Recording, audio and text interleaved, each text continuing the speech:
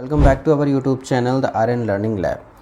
सो अभी हमने part 1 complete किया है, यानी कि क्लास 1 का पार्ट 1, ठीक है, जिसमें कि 25 क्वेश्चंस थे, ठीक है। अब हम लोग पी आर यादव के बुक से यहाँ पे जो है MSN का 50 क्वेश्चंस का सेकंड जो है क्लास फर्स्ट का सेकंड पार्ट हम लोग जो है आज डिस्कशन करेंगे, ठीक है। सो हमने जो है कल 1 से लेकर के 25 क्वेश्चन जो है हमने डिस्कशन करे थे। अब हम जो है नेक्स्ट 25 से लेकर के यहाँ पे 50 क्वेश्चंस को डिस्कशन करेंगे, क्लियर है। सो ये हमारा जो है 26 नंबर जो है वो क्वेश्चन है। Arterial blood gas ABG, pen ले रहा हूँ, ABG एनालिसिस में नॉर्मल pH कितना होता है? राइट आंसर हमारा बी हो जाएगा। एक्सप्लेनेशन, शरीर के एसिड बेस बैलेंस की pH रेंज में होना चाहिए, इस pH रेंज में होना चाहिए, 7.35 से कम होना चाहिए, एसिडोसिस कहलाता है, ठीक है। यानी कि हमारा बी है 7.35 से 7.45 हमारा बॉडी का जो है वो ABG का वो pH जो है वो रहता है, ठीक है। इसके एक्सप्लेनेशंस क्या है? शरीर का एसिड बेस बैलेंस इस pH रेंज में होना चाहिए, यानी कि 7.35 से लेकर के 7.45 pH के जो है वो रेंज में होना चाहिए। अगर 7.35 से कम होता है तो हम लोग उसको एसिडोसिस बोलते हैं, ठीक है।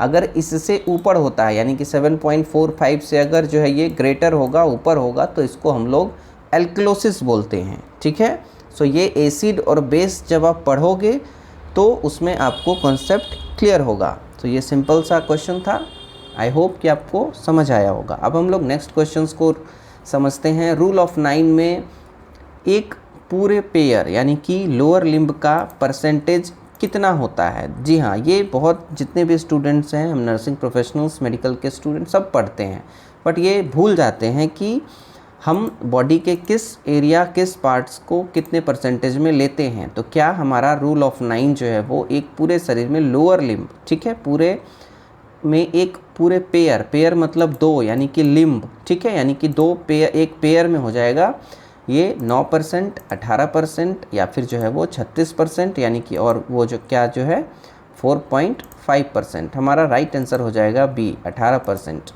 ठीक है। एक्सप्लेनेशंस, बर्न एरिया निकालने के लिए एक पेयर को 18%, ठीक है, 9 आगे और 9 पीछे, और एक हाथ को 9% दिया जाता है, यानी कि लोअर लिम्ब, यानी कि जो है आपके लोअर साइड के लिम्ब को यहाँ पे वो दोनों साइड्स के पेयर अगर अपन कम ये लेके चलें, ठीक है, दोनों लिम्ब को, तो यहाँ पे 18% हमारा हो जाएगा, ठीक है। 28 नंबर क्वेश्चन है। एम्फाइजीमा के पेशेंट्स में बैरल चेस्ट क्यों दिखाई देती है? ठीक है, एम्फाइजीमा का जो पेशेंट्स होता है उसमें बैरल चेस्ट क्यों दिखाई देती है? ए है हमारा मसल बिल्डिंग की वजह से, बिल्डअप की वजह से, बी है हमारा ट्रैपिंग की वजह से, सी है हमारा बोन फ्रैक्चर की वजह से, डी है हमारा फ्लूइड बिल्डअप की वजह से। सो राइट आंसर हमारा हो जाएगा बी, यहाँ पे, यानी कि एयर ट्रैपिंग की वजह से। एक्सप्लेनेशंस देख लेते हैं हम लोग। लंग्स के एल्वोलाई डैमेज होने की वजह से हवा बाहर नहीं निकल पाती, जिससे चेस्ट ढोल जैसी फूल जाती है, ठीक है। क्या होता है कि जो एयर होता है वो एल्वोलाई कहाँ होता है? लंग्स में होता है, ठीक है। ऐसा हमारा जो है वो लंग्स है, 2 पार्ट में डिवाइड होता है। सो इसके अंदर में बहुत सारे मल्टीपल जो है वो क्या होते हैं? एल्वोलाई होते हैं, ठीक है। एल्वोलर, एल्वोलाई, यहाँ पे जो है वो स्मॉल पार्टिकल्स होते हैं, जिसमें कि जो है वो क्या होता है कि हवा वहाँ पे जो है बाहर नहीं निकल जाती है, ठीक है, नहीं निकल पाती। अगर एल्वोलाई डैमेज होगा तो क्या होगा कि वहाँ पे जो है ब्लड का क्या होगा कि प्रॉपर तरीके से वहाँ पे प्यूरिफिकेशन नहीं होगा, ठीक है, एक्सचेंज ऑफ गैसेस नहीं होंगे, जिसके कारण क्या होगा कि वहाँ पे, और वो क्यों नहीं होगा? क्योंकि एल्वोलाई ही डैमेज है, ठीक है, जिसके कारण वहाँ पे एक्सचेंज ऑफ गैसेस नहीं होंगे, जिसके कारण क्या होगा कि वहाँ पे चेस्ट है क्या होगा वो ढोल की जैसे फूल जाएगा, जिसको कि एयर ट्रैपिंग की वजह से हम लोग बोलेंगे, क्लियर है। नेक्स्ट क्वेश्चन है हमारा, कुशिंग सिंड्रोम में किस हार्मोन का लेवल बढ़ जाता है? ऑप्शन ए है हमारा इंसुलिन, बी है हमारा कॉर्टिसोल, सी है हमारा थायरोक्सिन, डी है हमारा एड्रेनालिन। यहाँ पे राइट आंसर हो जाएगा बी, यानी कि कॉर्टिसोल। ठीक है। एड्रेनलिन ग्लैंड से कॉर्टिसोल हार्मोन ज़्यादा निकलने से, ठीक है, पेट पर मोटापा और चेहरा चांद जैसा मून फेस हो जाता है। यानी कि कुशिन सिंड्रोम में किस हार्मोन के लेवल बढ़ जाते हैं, तो कॉर्टिसोल लेवल हमारा बढ़ जाता है। इसको हम लोग स्ट्रेस हार्मोन भी बोलते हैं, ठीक है। तो इसमें क्या होगा कि एड्रिनल ग्लैंड क्या होगा, ये हमारे किडनी जो होता है, ठीक है, किडनी के ऊपर में एक छोटा सा ग्लैंड होता है, इसको हम लोग एड्रिनल ग्लैंड बोलते हैं, ठीक है। एड्रीनल मतलब कि रीनल के ऊपर हमारा, और ग्लैंड से क्या होता है, कॉर्टिसोल हार्मोन जो है वो रिलीज़ होता है, ठीक है, ज़्यादा निकलने लगता है। इस केस में क्या होता है कि पेट पर मोटापा और चेहरे पर चांद जैसा जो है वो मून फेस दिखाई देने लग जाता है।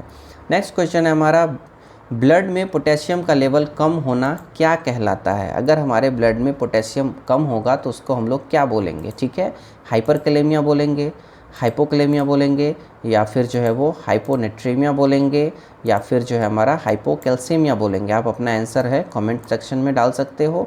राइट आंसर हमारा बी हो जाएगा, ठीक है, हाइपोकैलेमिया।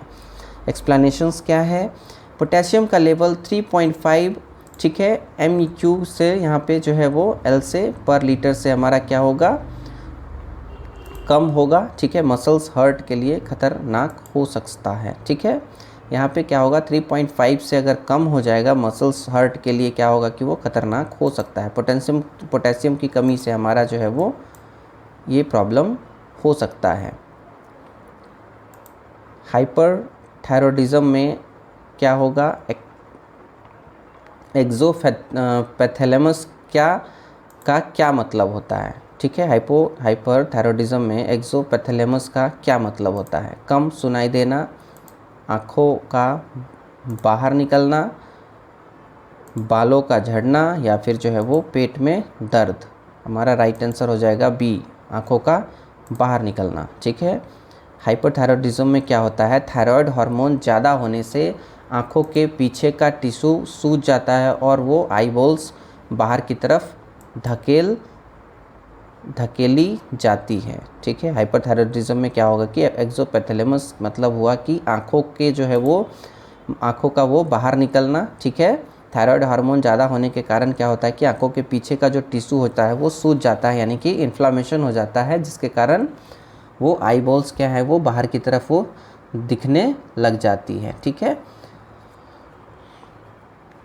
थोरेसेंटेसिस प्रोसीजर में नीडल कहाँ डाली जाती है, ठीक है, आप लोगों ने पढ़ा होगा, कॉमन है, spinal cord, pleural space, liver, bladder. आप लोग अपना जो है वो कमेंट कर सकते हो अपना आंसर। यहाँ पे बी आंसर हमारा राइट हो जाएगा, प्लूरल स्पेस में, ठीक है। लंग्स के बाहर जमा हुए फालतू पानी या हवा को निकालने के लिए रिब्स के बीच से प्लूरल स्पेस में नीडल डाली जाती है, ठीक है। लंग्स के बाहर, यानी कि अगर लंग्स के बाहर, जैसे कि हमारा ये लंग्स हुआ, ठीक है, इससे बाहर यानी कि आपके एब्डोमिनल एरिया में, ठीक है, ये अपना लंग्स हुआ, इसमें तो फ्लूइड वगैरह होते हैं, ठीक है, एक्सचेंज होते रहते हैं। अगर इससे बाहर जैसे कि कोई भी ये है, ठीक है, सो उसमें क्या होगा कि उसको निकालने के लिए हम लोग प्लूरल स्पेस से क्या करते हैं, रिब्स के बीच से प्लूरल स्पेस से नीडल जो है डाली जाती है, जिसको कि प्रोसीजर को हम लोग बोलते हैं थोरेसेंटेसिस, ठीक है। BPH प्रोस्टेट बढ़ना, ठीक है, सबसे कॉमन अर्ली साइन क्या है, ठीक है, फीवर, नॉक्चूरिया, या फिर वेट लॉस, या फिर जो है वो हंगर। हमारा नॉक्चूरिया यानी कि बी राइट आंसर हो जाएगा। रात में बार बार टॉयलेट आना, ठीक है, नॉक्चूरिया प्रोस्टेट बढ़ने का सबसे पहला लक्षण होता है, क्योंकि ये यूरेथ्रा पर प्रेशर डालता है, ठीक है। ये जो है यूरेथ्रा पर प्रेशर डालता है, ये हमारा जो है वो पेनिस के इंटरनल पार्ट के पास में होता है, ठीक है। ये ज़्यादातर क्या होता है कि ओल्ड एज में हमारा वो जो है प्रोस्टेट वो बढ़ जाता है, और क्या करता है, यहाँ पे जो टॉयलेट जो है पेशाब का जो रास्ता होता है यूरेथ्रा, वहाँ पे क्या करता है, ये दबाव बढ़ाता है, जिसके कारण क्या होता है कि वो बार बार टॉयलेट जो है वो जाने का यहाँ पे सिम्टम्स दिखने लग जाता है पेशेंट में, ठीक है, जिसको कि हम लोग नॉक्चूरिया बोलते हैं। यानी कि सबसे कॉमन अर्ली साइन यही होता है, ठीक है। नेक्स्ट क्वेश्चन है, ECG में T वेव का इन्वर्जन क्या कहलाता है। A normal heart rate, B myocardial ischaemia, या फिर जो है वो हाई ब्लड प्रेशर या फिर जो है वो डिहाइड्रेशन। आप अपना कमेंट जो है वो आंसर जो है कर सकते हो, ठीक है। यहाँ पे राइट आंसर हमारा बी होगा, मायोकार्डियल इश्केमिया। यहाँ पे राइट एक्सप्लेनेशंस क्या है, इसका मतलब है कि हार्ट की मसल्स को खून और ऑक्सीजन की सप्लाई सही से नहीं मिल रही है। अगर टी वेव में इन्वर्जन है तो ये माइक्रो जो है मायोकार्डियल इश्केमिया हो सकता है। यहाँ पे हार्ट में जो है क्या है, प्रॉपर तरीके से सप्लाई, ऑक्सीजन और ब्लड की सप्लाई क्या है, नहीं हो रही है, ठीक है। यहाँ पे सप्लाई कम हो रही है। नेक्स्ट क्वेश्चन है HIV इन्फेक्शन को कंफर्म करने वाला टेस्ट कौन सा है, यानी कि HIV को कंफर्म हम लोग कौन से टेस्ट से करते हैं, ठीक है। एलाइजा या फिर जो है वेस्टर्न ब्लॉट या फिर जो है वो विडाल टेस्ट या मॉन्टक्स टेस्ट, ठीक है। राइट आंसर हमारा western blot. ELISA test screening के लिए जो है वो टेस्ट स्क्रीनिंग के लिए होता है, ठीक है, लेकिन रिज़ल्ट पक्का करने के लिए हमेशा वेस्टर्न ब्लॉट टेस्ट किया जाता है। एलाइसा टेस्ट से हम लोग क्या करते हैं, बस इसके स्क्रीनिंग के लिए करते हैं, और कंफर्म टेस्ट के लिए हम लोग जो है वो वेस्टर्न ब्लॉट करते हैं HIV में इन्फेक्शन को मतलब कंफर्म करने के लिए, ठीक है। प्लेटलेट काउंट का कम होना क्या कहलाता है? अगर किसी पेशेंट में प्लेटलेट कम है किसी इंसान में तो उसको हम लोग क्या कहें, मतलब कि क्या कहलाता है, उसको क्या बोलेंगे, मेडिकल टर्म में क्या बोलेंगे? ल्यूकोपेनिया या फिर जो है थ्रोम्बोसाइटोपेनिया या फिर जो है एरिथ्रोसाइटोसिस या फिर जो है एनीमिया। राइट आंसर हमारा बी हो जाएगा, थ्रोम्बोसाइटोपेनिया। यहाँ पे जब ब्लड में प्लेटलेट्स कम हो जाती है तो शरीर में अंदरूनी या फिर जो है बाहरी ब्लीडिंग का खतरा बढ़ जाता है, ठीक है। अगर हमारा प्लेटलेट कम होगा तो क्या होता है, ब्लड क्या होता है, वो ब्लड में जो है वो कोगुलेशन की जो है वो पावर होती कम हो जाती है, ठीक है, जिससे कि जो है वो ब्लीडिंग यानी कि थोड़ा सा भी कट हुआ, ठीक है, जैसे कि नोज़ी ब्लीड हुआ तो वो कंटिन्यू होने लग जाएगा, ठीक है। सो इसमें कम होगा, अगर प्लेटलेट्स जो है काउंट कम होगा तो ब्लड जो है क्या है वो थिन होगा और वो वल्नरेबल हो जाएगा किसके, ब्लीडिंग के लिए, ठीक है। अब हम लोग उसको बोलते हैं थ्रोम्बोसाइटोपेनिया। क्लियर है। नेक्स्ट क्वेश्चन है एनाफाइलेक्टिक शॉक में एपिनेफ्रिन क्यों दी जाती है? बुखार कम करने के लिए, फीवर कम करने के लिए, एयरवे खोलने और बीपी जो है बढ़ाने के लिए, या फिर जो है वो नींद आने के लिए, या फिर दर्द कम करने के लिए। एनाफाइलेक्टिक शॉक में एपिनेफ्रिन क्यों दी जाती है? बी, यानी कि एयरवे खोलने और बीपी बढ़ाने के लिए। हम लोग एपिनेफ्रिन देते हैं एयरवे को जो है वो ओपन करने के लिए या फिर जो है हमारा बीपी उसको बढ़ाने के लिए। सीवियर एलर्जी में सांस की नली सिकुड़ जाती है। अगर किसी को सीवियर एलर्जी होती है किसी चीज़ से तो उसमें क्या होता है कि सांस, यानी कि जैसे कि अस्थमेटिक पेशेंट्स वगैरह में क्या होता है कि सांस की नली वो सिकुड़ जाती है, ठीक है, इन्फेक्शंस की वजह से, एलर्जी की वजह से। सो एपिनेफ्रिन यूज करके तुरंत खोलकर पेशेंट्स की जान जो है वो हम लोग बचाते हैं, ठीक है। सो यहाँ पे एयरवे खोलने और बीपी को बढ़ाने के लिए हम लोग क्या करते हैं, एनाफाइलेक्टिक शॉक में, यानी कि जो है वो अगर उनकी जो है वो सांस की नली वो क्या है सिकुड़ जाती है तो हम लोग एपिनेफ्रिन का यूज करते हैं। नेक्स्ट है हमारा 38 क्वेश्चन, मल्टीपल स्क्लेरोसिस किस पार्ट को प्रभावित करती है? सो मल्टीपल स्क्लेरोसिस किस जो है कौन से पार्ट को जो है वो जो है अफेक्ट करती है? ए है हमारा बोन, बी है हमारा माइलिन शीट CNS, ठीक है, स्किन, डी है हमारा muscles. So multiple sclerosis right हमारा आंसर होगा myelin sheets, central nervous system, यानी कि यह एक ऑटो इम्यून बीमारी है जिसमें कि शरीर खुद ही नर्व की जो है वो प्रोटेक्टिव लेयर माइलिन शीट्स को कम करने लगती हैं, ठीक है। ये हमारा जो है माइलिन शीट्स एक प्रोटेक्टिव जो है लेयर है किसका, सेंट्रल नर्वस सिस्टम, यानी कि जो अपने जो है ब्रेन का, जिसको कि क्या करती है, नर्व्स के ऑटो इम्यून जो है ये बीमारी जिसमें कि शरीर खुद ही हमारे नर्व्स को प्रोटेक्टिव लेयर माइलिन शीट्स को ख़त्म करने लगती है, इसको हम लोग बोलते हैं मल्टीपल स्क्लेरोसिस, ठीक है। ये एक क्या है, ऑटो इम्यून डिजीज़ है, ठीक है, बीमारी है। नेक्स्ट है हमारा कार्पल टनल सिंड्रोम में किस नर्व पर प्रेशर बढ़ता है, यानी कि हमारा कौन सा नर्व है वो प्रेशराइज होता है under the carpal tunnel syndrome? यहाँ पे है सिएटिक नर्व, बी है मीडियन नर्व, सी है यहाँ पे ऑप्टिक नर्व, डी है हमारा रेडियल नर्व। आप अपना आंसर कमेंट सेक्शन में डाल सकते हैं। राइट आंसर हमारा बी हो जाएगा, मीडियन नर्व। कलाई रिस्ट में मीडियन नर्व दबने से हाथों में सुन्न पड़ना पर और दर्द महसूस होता है। यहाँ पे कार्पल टनल सिंड्रोम में क्या होता है कि कलाई रिस्ट में मीडियन नर्व दबने से और हाथों में सूनापन और जो है वो दर्द महसूस होता है। ठीक है, सो इसका राइट आंसर हो जाएगा मीडियन नर्व। ठीक है। 40 पेनक्रेटाइटिस में पेट के दर्द के साथ किस एंजाइम का लेवल बढ़ता है। ठीक है, पेनक्रियाज में इन्फ्लामेशन हो जाएगा पेनक्रेटाइटिस, तो पेट के दर्द के साथ किस एंजाइम का लेवल वो है बढ़ जाता है, यानी कि दर्द के साथ साथ कौन सा एंजाइम वो बढ़ जाएगा। सीरम अमाइलेज, क्रिएटिनिन, बिलिरुबिन या फिर जो है वो हीमोग्लोबिन। राइट आंसर हमारा हो जाएगा सीरम अमाइलेज। ठीक है, पेनक्रियाज में सूजन होने पर ये एंजाइम खून में लीक हो जाती है जो इस बीमारी को कंफर्म करता है, यानी कि जो है वो एंजाइम बढ़ा होगा तो हम लोग जो है वो पेनक्रेटाइटिस जो है वो डायग्नोस करते हैं। ठीक है। रीड स्टर्नबर्ग सेल्स किस बीमारी में मिलती है। यहाँ पे ल्यूकेमिया, हॉटकिंस लिम्फोमा या फिर जो है वो डायबिटीज़ या फिर अस्थमा। राइट आंसर हमारा बी हो जाएगा हॉटकिंस लिम्फोमा। एक्सप्लेनेशंस को समझते हैं। ये कैंसर की वो सेल है जो लिम्फ नोड में मिलती है और हॉटकिंस बीमारी की पहचान है। और हॉटकिंस बीमारी की पहचान क्या है? रेड स्टर्नबर्ग सेल्स की बीमारी में किस बीमारी में मिलती है, तो हमारा यहाँ पे हॉटकिंस लिम्फोमा। ठीक है। हार्ट के वाल्व्स की लाइव फंक्शनिंग देखने के लिए कौन सा टेस्ट होता है। हार्ट का जो वाल्व होता है वो लाइव फंक्शनिंग जो है कर रहा है, उसको देखने के लिए कौन सा टेस्ट होता है। ECG, echocardiogram, x-ray, blood test. ये काफ़ी इजी है, आप लोग इसको जो है इको, यहाँ पे इलेक्ट्रोकार्डियोग्राम, इसको हम लोग शॉर्ट में इको बोलते हैं। ठीक है, तो राइट आंसर हमारा इको हो जाएगा। इको एक अल्ट्रासाउंड है जो कि हार्ट के वाल्व्स और चेम्बर्स की लाइव तस्वीर और काम करने का तरीका दिखाती है। ठीक है, जैसे कि इसमें रिपोर्ट में जैसे कि इसका आप लोग देखते हैं। ठीक है, इजेक्शन फ्रैक्शंस इसका होता है। ठीक है, LVEF इसका परसेंटेज में इसके रिजल्ट्स आते हैं। सो अपन पता लगाते हैं कि हमारा हार्ट कितना % काम कर रहा है, नहीं कर रहा है, प्रॉपर फंक्शनिंग है कि नहीं है। सो हमारा जो है इको से लाइव फंक्शनिंग जो है वो पता चलती है किसकी? हार्ट की। ठीक है, हार्ट क्या है? एक ऑर्गन है ह्यूमन बॉडी का।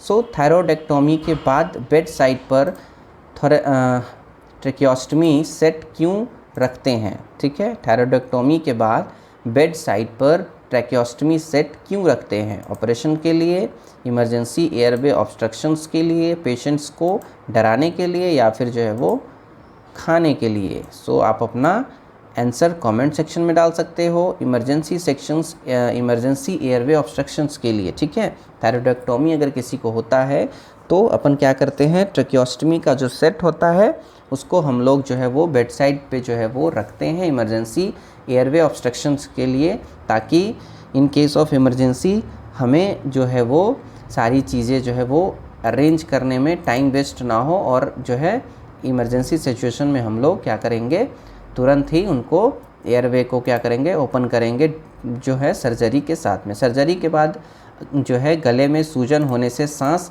बंद हो सकती है, ऐसे में इमरजेंसी में सांस देने के लिए ये सेट ज़रूरी है। क्लियर है। नेक्स्ट क्वेश्चन है हमारा, गाउट में जॉइंट्स में किस चीज़ के क्रिस्टल्स जमा होते हैं? गाउट में जॉइंट्स में किस चीज़ के क्रिस्टल्स जमा होते हैं? गाउट आपने सुना होगा, उसमें क्या होता है कि जो है एकदम से जॉइंट जो है वो पेन वगैरह करने लगता है, तो उसमें क्रिस्टल्स जमा होते हैं, तो वो किस चीज़ का बना होता है? So calcium, uric acid, sugar या फिर जो है वो सॉल्ट। सो बी आंसर राइट हो जाएगा, यूरिक एसिड। गाउट में क्या होता है, यूरिक एसिड क्या होता है कि वो बढ़ जाता है। ठीक है, जमा हो जाता है।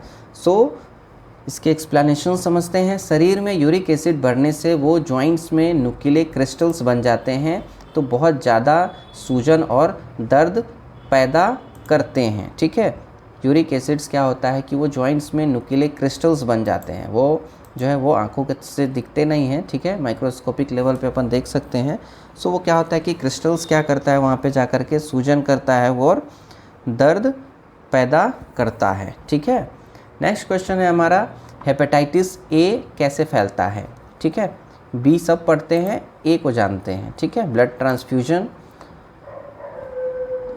बी है हमारा फीकल ओरल रूट, ठीक है, दूषित खाने और पानी से यानी और तीसरा है सेक्सुअल कॉन्टैक्ट, चौथा है मॉस्किटो बाइट। हेपेटाइटिस ए कैसे फैलता है, बी यानी कि फीकल ओरल रूट से हमारा जो है वो दूषित खाना और पानी से जो है हेपेटाइटिस ए फैलता है। हेपेटाइटिस ए और ई गांडागी, ठीक है, दूषित पानी और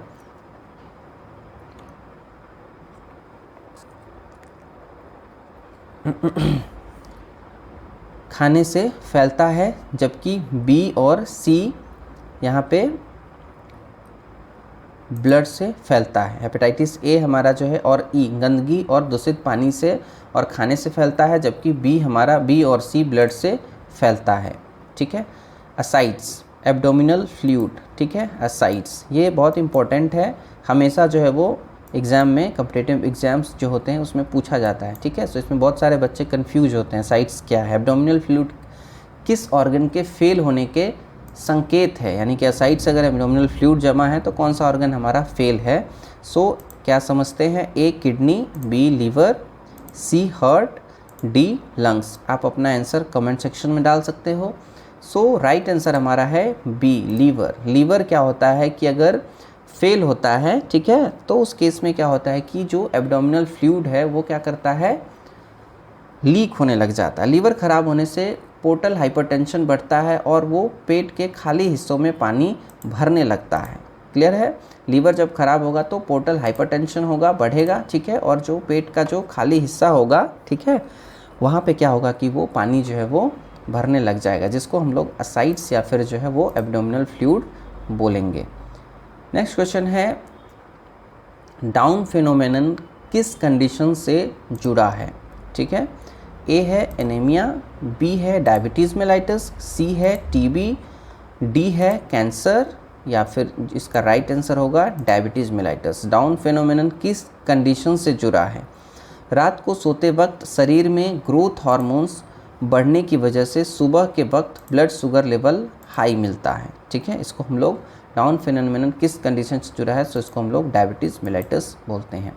नेक्स्ट है, माइस्थेनिया ग्रेविस के डायग्नोसिस के लिए कौन सा टेस्ट होता है। माइस्थेनिया ग्रेविस के डायग्नोसिस के लिए कौन सा टेस्ट होता है, ए है हमारा बिडाल टेस्ट, बी है टेंसिलोन टेस्ट, सी है अलाइसा, डी है हमारा पैच टेस्ट। माइस्थेनिया ग्रेविस के लिए हमारा टेंसिलोन टेस्ट किया जाता है। इस टेस्ट में एड्रोफोनियम इंजेक्शंस दिया जाता है, जिससे कि पेशेंट्स की मसल पावर तुरंत बढ़ जाती है टेम्प्रोरी बेसिस पे, ठीक है। माइस्थेनिया ग्रेविस के डायग्नोसिस के लिए जो है वो टेस्ट होता है, ठीक है। नेक्स्ट है, पल्स प्रेशर निकालने का फॉर्मूला क्या है, ठीक है। Systolic plus diastolic, systolic plus diastolic, ये क्या है, ये हमारा ब्लड प्रेशर होता है। जैसे कि नॉर्मल ब्लड प्रेशर होता है 120/80, तो इसको हम लोग 120 यानी कि ऊपर वाला जो है वो बीपी, इसको हम लोग सिस्टोलिक बोलते हैं, नीचे वाले को हम लोग डायस्टोलिक बोलते हैं। सो सिस्टोलिक प्लस डायस्टोलिक, ठीक है। पल्स प्रेशर कैसे निकलेगा, सिस्टोलिक माइनस डायस्टोलिक, यानी कि 120 से यहाँ पे 80, सिस्टोलिक बाई जो है वो डायस्टोलिक, या फिर जो है वो ओनली सिस्टोलिक। सो बी हमारा राइट आंसर होगा, सिस्टोलिक माइनस डायस्टोलिक। ऊपर वाले बीपी और नीचे वाले बीपी के बीच का अंतर होता है, उसे पल्स प्रेशर कहा जाता है। नॉर्मल हमारा 40 होता है, यानी कि 120 में से अगर जो है वो 80 चला गया, माइनस हो गया, तो हमारा बचा कितना, 40। तो नॉर्मल बीपी 120/80 होता है, तो नॉर्मल हमारा पल्स प्रेशर क्या होगा, वो 40 होगा। क्लियर है। नेक्स्ट क्वेश्चन है, शॉक के पेशेंट में नॉर्मल यूरिन आउटपुट कितना होना चाहिए। अगर किसी पेशेंट्स को शॉक हुआ है, अगर शॉक में है पेशेंट्स, तो उसके जो यूरिन आउटपुट है पेशाब, वो कितना होना चाहिए नॉर्मली, ठीक है, ठीक है। ग्रेटर देन 100 ml जो है, ग्रेटर देन जो है वो 30 ml, लेस देन 10 ml, या फिर जो है वो 0 ml पर आवर, यानी कि ये पर आवर में है, ठीक है। बी हमारा राइट आंसर होगा, greater than 30 ml per hour. Clear है। 30 ml पर आवर से कम यूरिन का मतलब है कि किडनी सही से फिल्टर नहीं कर रही और पेशेंट किडनी फेलियर में जा सकते हैं, ठीक है, जा सकता है। सो ये रहा हमारा 50 क्वेश्चंस। आई होप कि आपको काफ़ी कुछ सीखने को, नॉलेजेबल मिला होगा। फिर से हम लोग जो है इसके क्लास 2 को जो है जल्दी ही नेक्स्ट जो है वो वीडियो लाएंगे, ठीक है। सो प्लीज़ इस वीडियो में आप लोगों ने जो है यहाँ तक अगर बने रहें, अगर आप बने हैं इस वीडियो में, ठीक है। सो इस सीरीज़ से आप जुड़े, ठीक है। अपने जितने भी आप अगर कमेंट अगर करते हैं, ठीक है, सो आपका स्कोर कितना आता है वो आप कमेंट करें, ठीक है। आपने 50 में जो है कितना आपने स्कोर किया है आपको वो भी कमेंट करना है, आपको बताना है, ठीक है। और नेक्स्ट टाइम जितने भी आने वाले सीरीज जो भी आने वाला है उन सबको आप अटेंड करो, आने वाले एग्ज़ाम्स की जो है वो प्रॉपर तरीके से तैयारी करो। So thank you so much, wish you all the best, thank you so much.